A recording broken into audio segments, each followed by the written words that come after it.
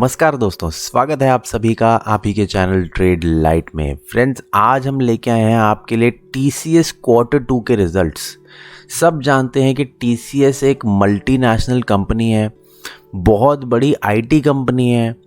TCS ने इस बार जो रिजल्ट्स दिए हैं उसमें प्रॉफिट हुआ है 14.1% से ज़्यादा, जो कि वैल्यू में स्टैंड करता है 9,624 करोड़।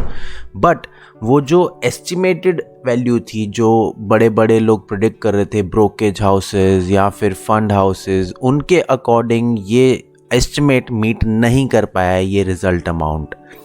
जो इसका कंसोलिडेटेड रेवेन्यू है जुलाई से सितंबर वाले क्वार्टर के लिए, वो है 46,867 करोड़, बड़ा है 16.8% से पिछले साल के क्वार्टर से same time. Double digit growth दिखाई है इसने अक्रॉस डिफरेंट वर्टिकल्स, बट फिर भी स्ट्रीट एस्टिमेट्स को मीट नहीं कर पाया है। कंपनी के अकॉर्डिंग 11.9% एट्रिशन रेट रहा है पिछले एक साल यानी 12 महीने में, जो कि लोएस्ट है पूरी इंडस्ट्री में। TCS की मैनेजमेंट ने यह भी कहा है कि एट्रिशन लेवल कंसर्निंग है, बट वो इसे मैनेज कर सकते हैं और आने वाले टाइम में कम भी हो जाएंगे। कंपनी ने एक इंटरिम डिविडेंड अनाउंस किया है 7 रुपीज़ पर शेयर के हिसाब से, जो कि पे किया जाएगा नवंबर 3 को इसी साल।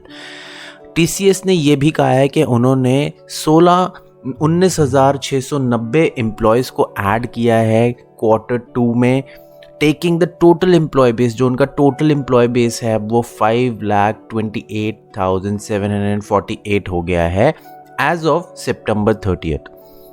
फर्म का जो प्लानिंग है आने वाले टाइम में, वो 35,000 फ्रेश ग्रेजुएट्स को रिक्रूट करने के प्लान से आगे बढ़ रहे हैं।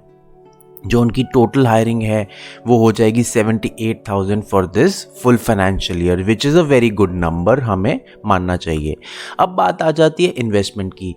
जैसे कि आप सब जानते हैं, मेरे पोर्टफोलियो में TCS शुरू से ही रहा है और इस रिजल्ट सीजन में उन्हीं कंपनीज के बारे में बात करूंगा जो मेरे खुद के पोर्टफोलियो में है और क्यों है। तो TCS ने ईयर ऑन ईयर ग्रोथ दिखाई है, चाहे रिजल्ट्स अच्छे आए हैं वो एस्टिमेट्स को मीट करें या फिर वो एस्टिमेट को मीट ना करें।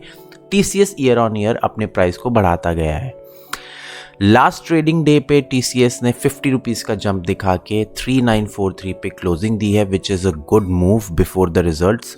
TCS की जो अर्निंग रेशियोज हैं आप उसमें देख सकते हैं। बेसिक EPS TCS की मार्च 2021 में 86.71 है, जो कि ऑलमोस्ट कंसिस्टेंट रही है प्रायर ईयर से, हालांकि मार्च 2018 और 17 में थोड़ी ज़्यादा थी।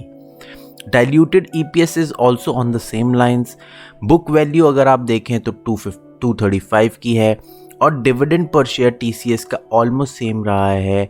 2020 में TCS ने 73 रुपीज़ का दिया था, but otherwise TCS gives on an average of 40 to 50 rupees की रेंज में आपको डिविडेंड देता है। PE रेशियो मार्च 2021 में 36.65 रही थी, 2020 में 21.19 थी, मार्च 19 में 24.10 थी और उससे पहले तो 20 के नीचे ही थी। PB रेशियो 13.60 है और मार्च 2020 में 8.13 थी, तो ये इम्प्रूव हुई है।